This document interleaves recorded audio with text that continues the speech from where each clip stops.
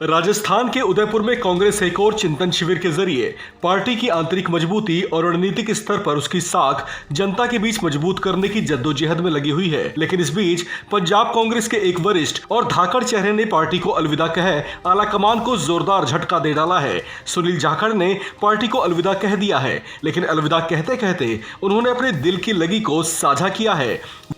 नमस्कार। कांग्रेस से नाता तो टूटा, परंतु 50 साल का 3 पीढ़ियों का जो संबंध था उसकी टीस आज भी है। और आज जहां गुस्सा है पार्टी के लिए, वहां दर्द भी है।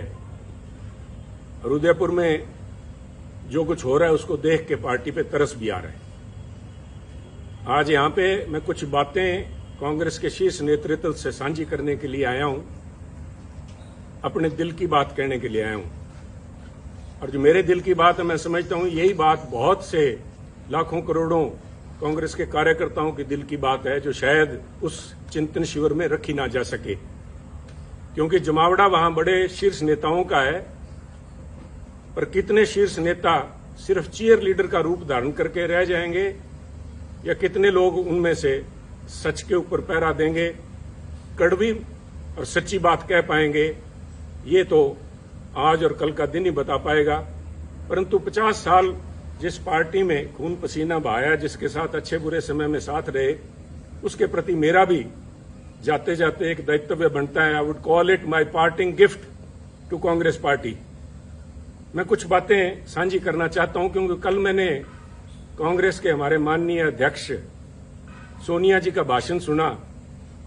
बड़ा भावुक भाषण था, और उन्होंने खास तौर पे जो बात कही कि exceptional situations need exceptional solutions.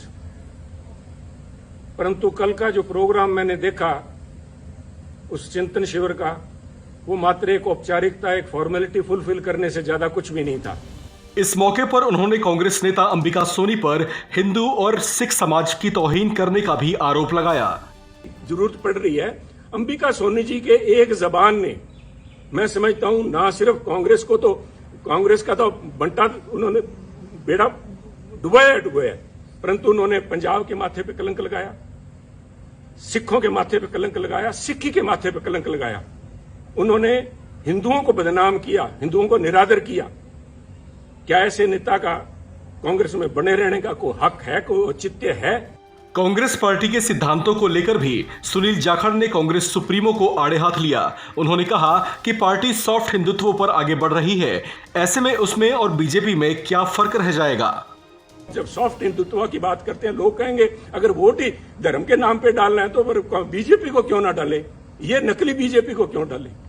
साहब अपने वजूद पे रहिए। Don't this drift of your intellectual, you are losing the moorings, intellectual moorings. यही तो आपके पास सारा कुछ था। इसी विचारधारा के साथ तो लोग हमारे जैसे जुड़े थे। और आप में दूसरों में फर्क क्या है? सुनील जाखड़ ने इस दौरान खुद को दिए गए नोटिस का भी जिक्र किया। उन्होंने कहा कि 50 साल पार्टी की सेवा के बाद उनके साथ जो व्यवहार हुआ, उससे उनका दिल टूट गया है। आपने संबंध विच्छेद नहीं किया सुनील जाखड़ से, आपने दिल तोड़ा है। दिल भी तोड़ा तो तूने सलीके से न तोड़ा। बेवफाई के भी कुछ आदाब होते हैं। नोटिस दे रहे हो सुनील जाखड़ को? 50 साल 3 पीढ़ियों का संबंध है, मुझसे बात करने में किसी को शर्म आ रही थी?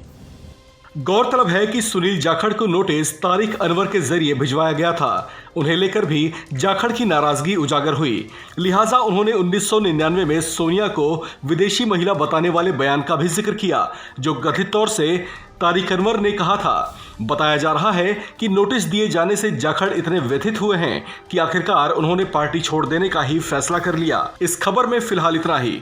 बाकी खबरों के लिए बने रहिए वन इंडिया हिंदी के साथ।